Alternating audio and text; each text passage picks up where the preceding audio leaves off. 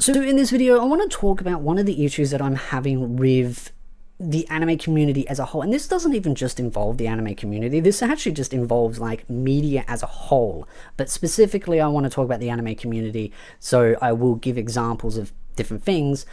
But the problem that I'm having is that a lot of thoughts and opinions and reviews are no longer accepted. They're no longer allowed. And what I've noticed, not just on YouTube, so it's not just an AniTuber problem or a reactionary channel problem or a third-party website or forums, etc.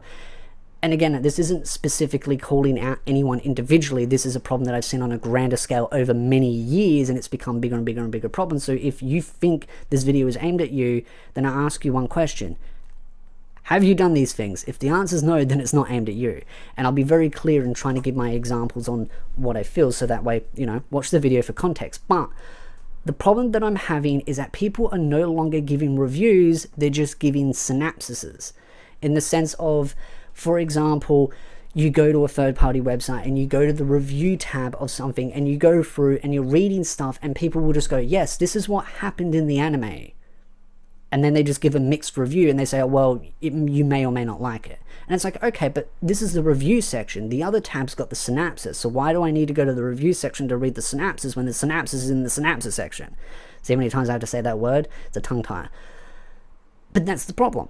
And then the other problem that I see with some reviews is where they will sit there and they will write this page out of how amazing the series is, how they love it, there's no gripes that they can find in it, they personally really enjoy it, but then when they go to the review section of it, it just goes mixed, or it's like a mid sort of rating, and then you read through it and they say, oh, as much as I like this series, I can't sit there and give it a high rating because others may not like it. And it's like, but that's no longer your review. You're just basically basing your rating system on what others may interpret it. So it's like you're basically just making the rating system based on the crowd rather than what you think. And sure, you can say, but they said nice things about it in the review. Sure. But then what's the point of the rating system if you're going to sit there and say nice things about the series and then proceed to give it a mid rating and just go, yeah, it's alright, I guess, in the rating, but praise it in the high heavens in the others? It just, that becomes conflicting and contradictory and confuses people, because you're no longer rating it based on your own opinion, you're rating it based on a herd mentality. So you're no longer thinking for yourself, you're too scared to give your own opinion because of backlash. And that is a massive problem that is happening in the anime community, and not just the anime, gaming, etc. Is that people are too scared to give their own opinions because they just get hate for it. Example would be Mushoku Tensei. I sit there and say, yes, I like Mushoku Tensei. Yes, Rudy has flaws. Yes, there's some interesting conversations to be had. Yes, there's some controversial stuff that's in it, but it's a fascinating and interesting story that makes you think and analyze about human nature, human psychology. And that's why I've had so many awesome discussions with Ed, who is a psychologist, who delves into the stunted mental growth of Rudy. But as soon as you bring these conversation points up and you analyze these things and you review these things, you instantly get hate and get told that you're not allowed to have this opinion. So instantly all we're doing is censoring different types of medias, different types of opinions, and then we wonder why everything is being watered down. And it's not just the type of animes, it's also reviews. A key example I've talked about previously is the word overhyped. Now the word overhyped in its most pure definition is you saying that you don't think the person should be as excited about the series as they are. And there are still some content creators out there that are so pure-hearted in their excitement for a series, myself included. You should go to some of my anime news videos on my other channel where I sit there and I'm like breathless over Log Horizon Season 3 because I'm so excited about the announcement for it, because I love Log Horizon. People don't like Season 3. I love Season 3. I'm happy to say it. I enjoyed it. I really, really enjoyed it. I love Season 1, I love Season 2, and I love Season 3. I think it's a great series. I enjoy it from start to finish. But you get hate for that. And you get told you're not allowed to have that opinion. So all content creators are starting to do, well, some of them are just not actually giving a review or analyzing things. They're just giving a synopsis or explaining things, which is not a problem in itself if you title the video as that. If your video is explained and then you're explaining, that's fine.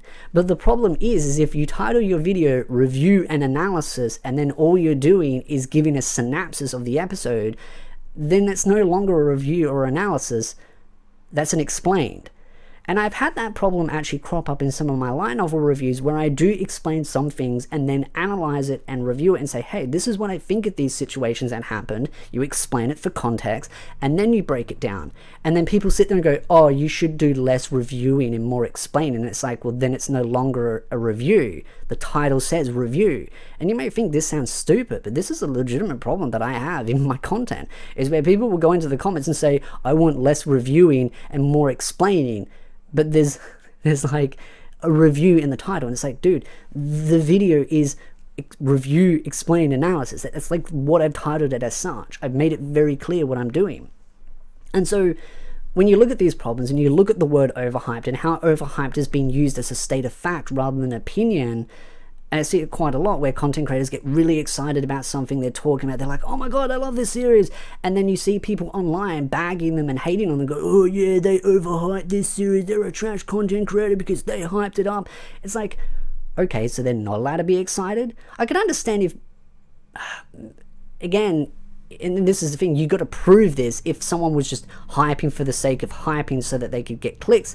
But the thing is, you got to prove that. And that's the thing, if you think that content creator is doing that, then the best thing to do is just find a content creator that you think is legitimate, you think is authentic to your views. But to sit there and slag them off and belittle them for just being excited about something, whether you can prove it or not, that's the thing, you can't. A lot of it comes down to just people just being petty about something and being like, well, I don't like the series, so you're not allowed to hype this up because of that. And that's what it feels like to me. A lot of the times I see someone get really hyped about a series and then someone says, you're faking that for impressions or views. And it's like, well, you can't prove it. All you're doing is just basically saying that you don't agree with them, so they're faking it.